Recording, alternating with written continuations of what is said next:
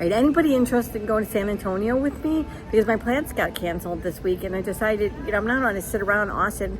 I've always wanted to see the Riverwalk, so let's go.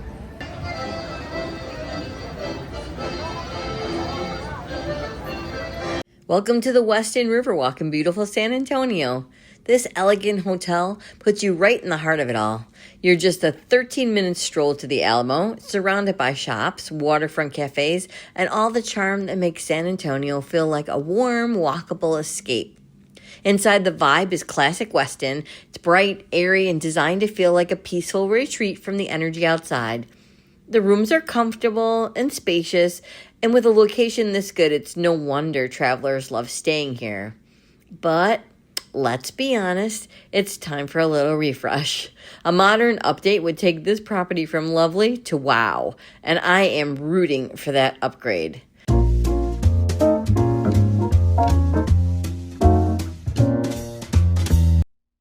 right, so the Westin has gifted me some Perrier and some truffles and just some random flowers, which I personally would have done like, I don't know, like this, or something.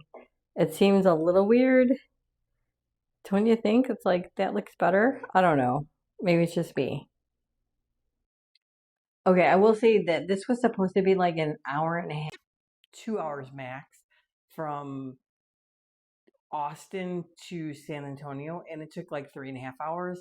There was an accident every couple of miles. So I am gonna have one of these because I need the energy, and I've been sitting in the car way too long. I'm just saying. That was really good. And of course, I have to mention, yes, they have drawers. I love a good hotel drawer situation. Give me space to unpack, and I'm instantly 30% happier on any trip.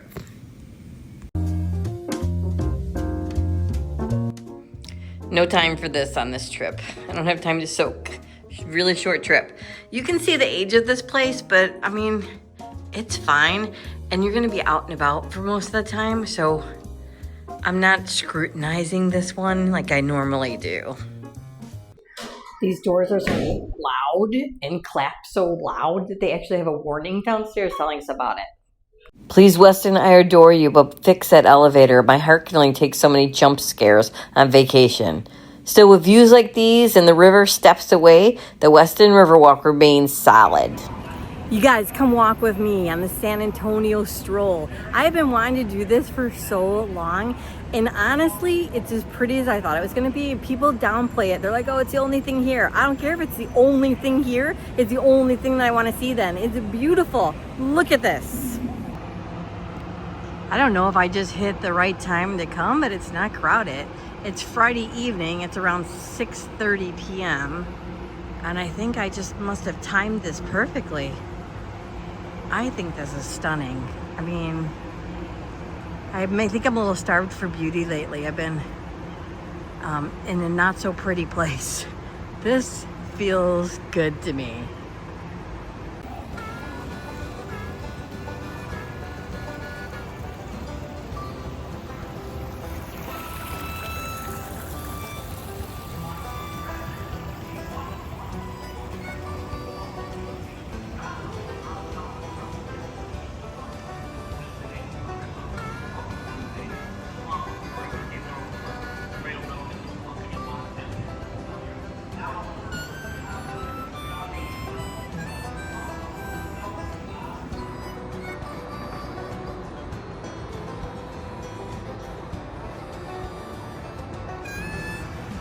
You can exit the walkways too to see that there's places to eat, and this is the Briscoe Western Art Museum on my left. So you can just exit the path and go see the things that are up and around on the sidewalks. But this is the Western Art Museum entrance right off the path.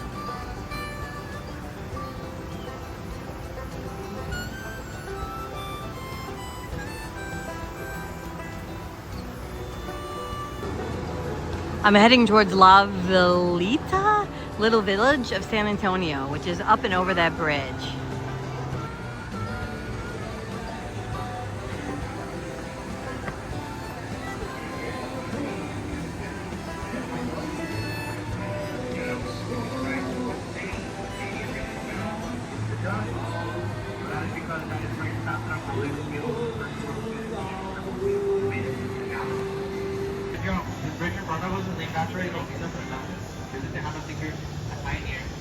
This was one of my favorite surprises in the entire trip. La Velita Historic Arts Village. It was tucked right along the southern bank of the Riverwalk. And if you enter near the Commerce Street Bridge, you're golden.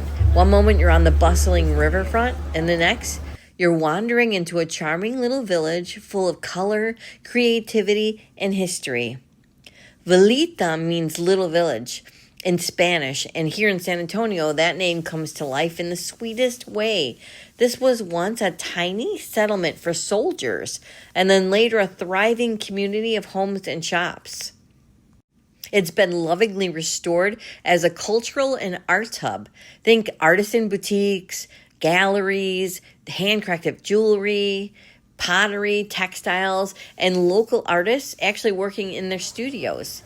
It feels intimate, it feels personal, and it really feels like you're stepping into the heart of San Antonio's creative soul. And for me, the name La Velita hits a little differently. Because back home in Chicago, we have our own La Velita, Little Village, an incredibly vibrant neighborhood known for its deep Mexican-American culture, its art, its food, its non-stop community energy. So walking through La Velita in San Antonio, well, it feels a bit like a bridge between two places that I really care about. The Chicago streets, where culture spills out of every storefront, and this Texas village, where history and artistry meet under the shade of old trees and adobe-style buildings. Two cities, one shared heartbeat. I love that.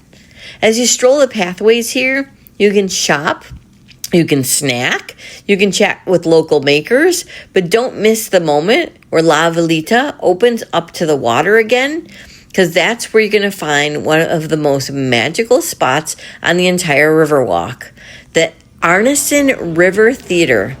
It's an 800-seat outdoor amphitheater that spans across the river. Literally, there's a bridge. On one side are seats, on the other side is the stage, and the water flows right between them. It's one of those places that makes you stop and just kind of breathe it in. And I timed it perfectly. So whether you're here to shop, to explore, or to connect a little piece of Chicago to a little village in Texas, La Velita is the kind of place you're going to remember long after you leave. It leads you right to this beautiful, iconic theater, waiting at the water's edge like the perfect final note to a perfect San Antonio day.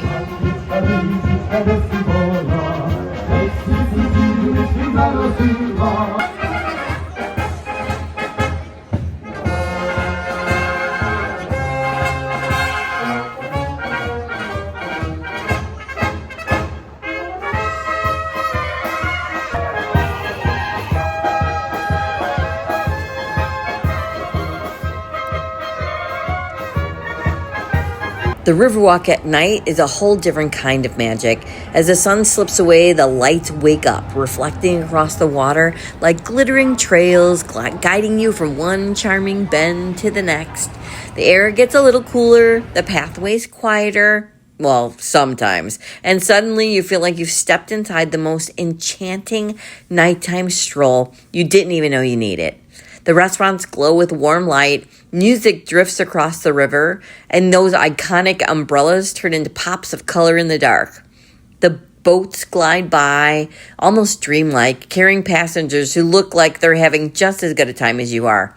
It's peaceful, but it's still lively. It's romantic, but if you're by yourself, it's still fun. And whether you're walking or filming or just soaking it all in, the Riverwalk at night feels like the heartbeat of San Antonio.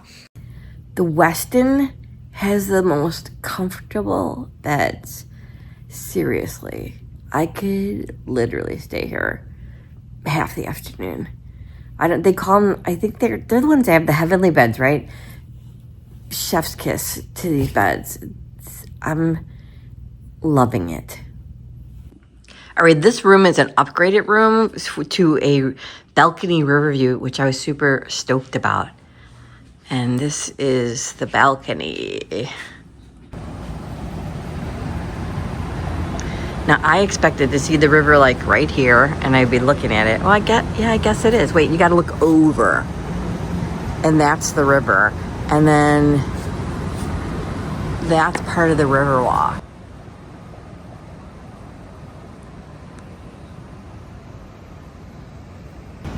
You can see the neighbors are very close. They have smaller balconies, so maybe that's a regular room with a river view. My balcony is probably twice that size. And I can see, I think Dallas has the same thing. They have like that view tower. But this is how I'm looking out. So this is the balcony. So I really would have to stand up to look over. But it's still cool.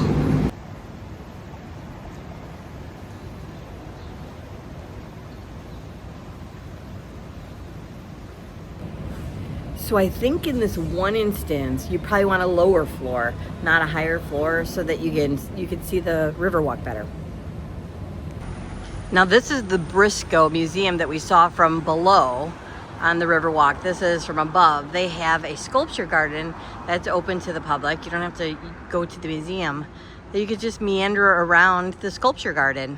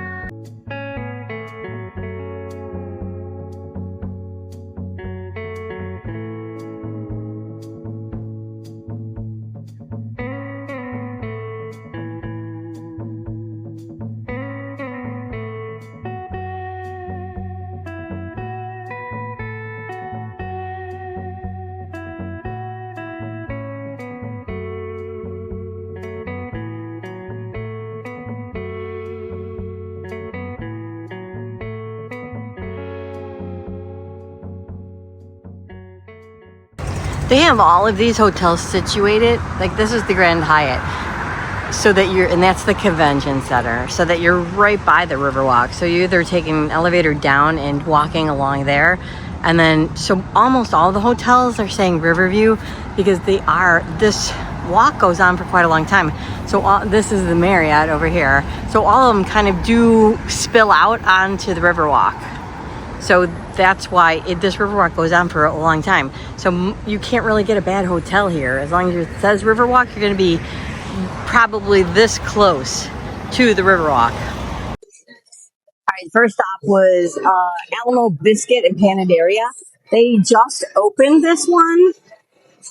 It was, I guess it's much further away. The first one I looked at was like 10 miles away, and I'm like, no, that's out. But when I just searched for breakfast near me, this location popped up also. So they're open 24 hours a day. They have really good reviews, so I thought I would try it. First coffee, which is good. We're off to a good start.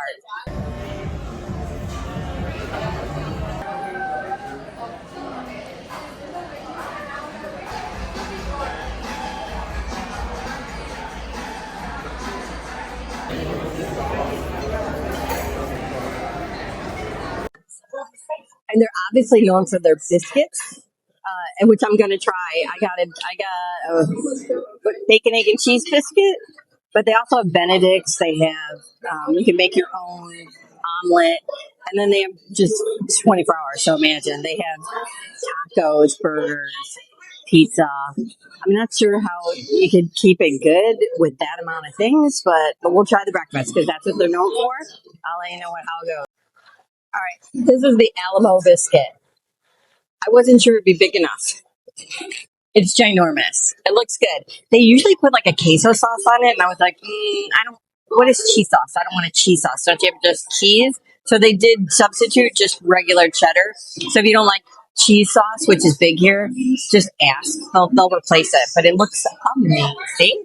Can't wait to try it. Okay, that breakfast biscuit, life-changing. Flaky, warm, buttery, basically a hug in food form. So I was leaving, I was looking at the merch. It's cute, totally tempting, but I was trying to be on a budget, so I took a pass. As I walk up to the Alamo, there's this moment where history suddenly feels close.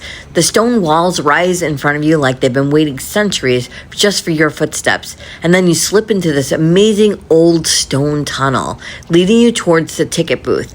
It almost feels like you're crossing a threshold from right now into the past. Let's go take the tour. Okay, y'all ready for a tour of the Alamo? I have made it to the Alamo, and I'm about to get my history on. So I'm doing a little self-guided tour, and I'm taking you along with me. So let's go. Let's do the Alamo. Let's get some history in our spirits. All right, this is a palisade. And this is constructed of wood, and they use these in defenses. All right, and this cannon is a bronze 4-pounder cannon. It's a replica of the Alamo battle cannon. The original cannon was cast in Mexico City during the late 1700s. I was like, is this Davy Crockett? And yes, it is. The story of the Alamo is one of the most defining moments in Texas history. In 1836, about 180 Texan defenders were holding this mission, fighting for independence from Mexico. For 13 days, they faced thousands of soldiers under General Santa Anna. And on March 6th, the final assault came. The walls were breached, and the fighting pushed into the courtyard and then inside the church. Heroes like Travis, Bowie, and Crockett made their last stand. They were ultimately overwhelmed, but their courage ignited a rallying cry that changed everything. They ask you to remove your hat when you come in here because heroes died here. I took my hat off. The limestone walls of the Alamo Church are roughly 4 feet thick on average.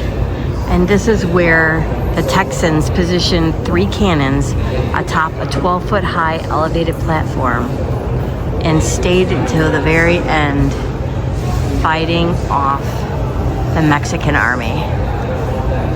This church isn't just a building. This is the heart of the Alamo.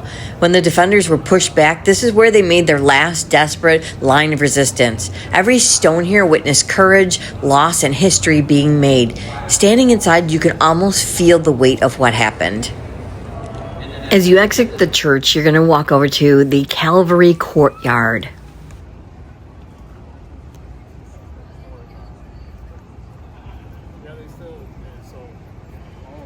There's a Japanese monument at the Alamo called To the Memory of the Heroes of the Alamo, dedicated in 1914 by a Japanese professor. It features a poem in classical Chinese that compares the Battle of the Alamo to the 1575 siege of the Nagashino Castle in Japan, symbolizing a shared spirit of sacrifice and loyalty across cultures. Y'all, it is hot in Texas, and this is the end of September. It is hot. I'm not complaining. I like it, but it is hot. This one's wore out from digging. He's just like hanging out now. He's like exhausted. I've been watching him dig for 5 minutes. Look at a little paw. Here in the Alamo Garden stands a bronze tribute to Emily West Morgan, the legendary Yellow Rose of Texas. Now, according to Texas lore, her unexpected role in delaying Santa Anna helped turn the tide at the Battle of San Jacinto. She stands here now as a symbol of courage, mystery, and one of the most fascinating stories in Texas history.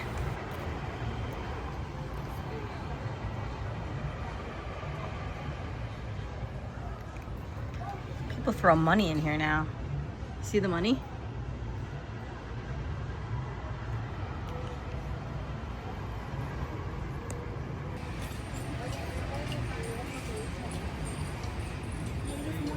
The Alamo served as the location for the first hospital in Texas from 1805 to 1812, a military infirmary that provided basic medical care, including beds made of reeds, and was equipped with a small supply of drugs and medical tools.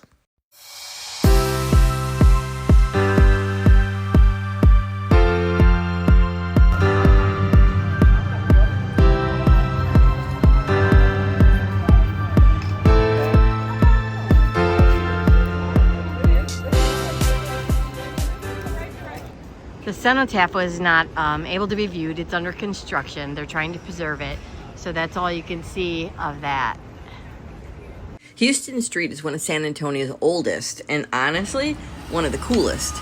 Right in the heart of downtown, it's lined with chic restaurants, indie shops, historic theaters, all tucked inside some really gorgeous architecture. There's restored brickwork, there's grand old buildings that make you slow down and stare, especially up, because some of the tops of these buildings are just gorgeous. From the Alamo to Santa Rosa, it's a stylish stretch blending old school charm with modern vibes. This is where you're going to see some of the lofts that I have always wanted to live in. It's definitely worth a stroll on your San Antonio adventure. There's a lot of construction right now, but when that construction is completed, it's going to be amazing.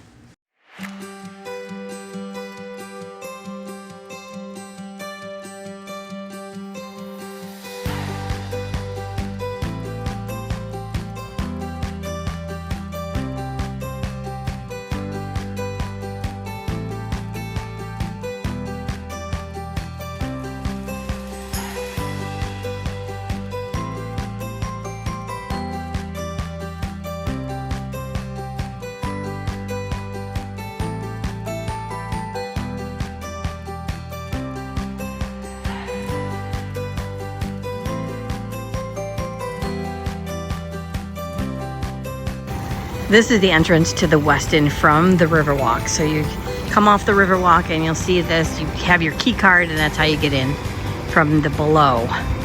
And then go up to the lobby and then onto your room.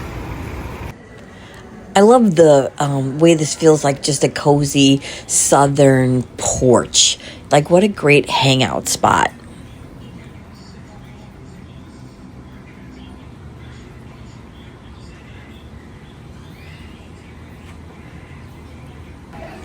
Now, the pool was very crowded. Lots of adults, not kids.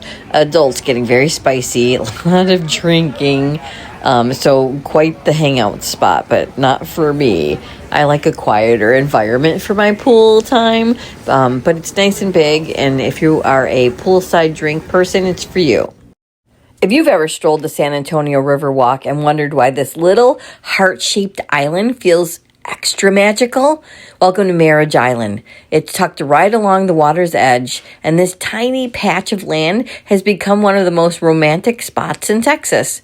More than 200 weddings a year happen right here, surrounded by the gentle curve of the river, the glow of the cypress trees, and the soft hum of boats floating by. Legend says that the island brings good luck to couples who say "I do." I'm getting on one of the sightseeing boats here on the San Antonio Riverwalk, and this is honestly one of the easiest and best ways to see the whole area. The moment you sit down, the city slows to river speed, gliding past centuries-old cypress trees, colorful umbrellas, and those storybook stone bridges that everybody photographs. Once we pull away from the dock, you immediately get a feel for how the Riverwalk is laid out. The guide starts pointing out landmarks and sharing quick bits of history, and it actually helps everything make sense, like how the river was rerouted and why the walkways look the way they do, and how this became one of the most visited spots in Texas. As we move along, you get a close-up view of things you might miss on foot, like the stonework and the artwork that's tucked into corners, and the patios you'd never know were there. It's calm and it's easy, and it gives you a solid overview of what you want to go back and explore later. As you can see, this is an open-air venue. It houses up to 800 people. Over here on my right-hand side, this is the stage. The middle bell has the name Robert H. Hutman on it. We call him the father of the Riverwalk. With a nickname like that, you know Robert Hutman's an important man. Circus Museum. It now houses Pancho Villa's last known saddle, Santa Anna's ceremonial sword. More rare species we have in the city, they're the gold-crested night herring. They show up here annually to nest in the same tree that they were born in. And of course, this is a statue of a cowboy wrangling up some longhorn steer. And if you can get your hands on one of them and brand it, it was yours. Worry though, as long as you remain seated, I will not hit your head on this bridge. I learned my lesson yesterday. I'm kidding, of course. I've never hit anybody's head on this bridge. I am a professional. Up in front of us to my right, we're going to see that steel square sculpture. It's called Father Masnet's Table. It was placed here in 1991 by a mast that was held on the river. Also on my right, we're going to see the large cypress tree on the island. Well, this tree actually is the island. The island right here is made up of the roots of this tree. We call this Marriage Island. It is naturally in the shape of a heart. This is the Tower of Life building, completed in 1929. At the top of it, there's some gargoyles. Pretty hard to tell because they're high up there, but the gargoyles are more than 6 feet long. Up in the building, it would scare off evil spirits, and that would stop bad business from happening here. But it didn't work. They completed the Tower of Life building in 1929, right before the stock market crashed. They built this for $3 million. They had to sell it to the city for $300,000.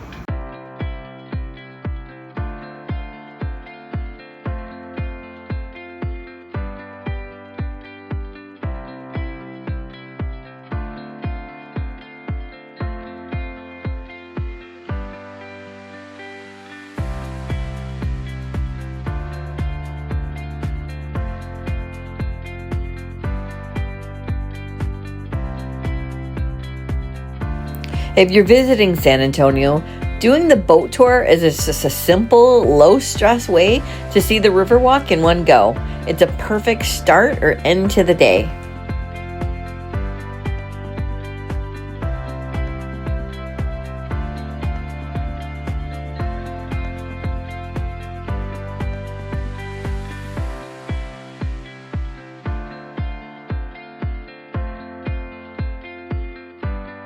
Hey, if you've enjoyed exploring with me, don't forget to like this video, subscribe for more travel moments from cities near and far. And as always, stay curious and keep exploring.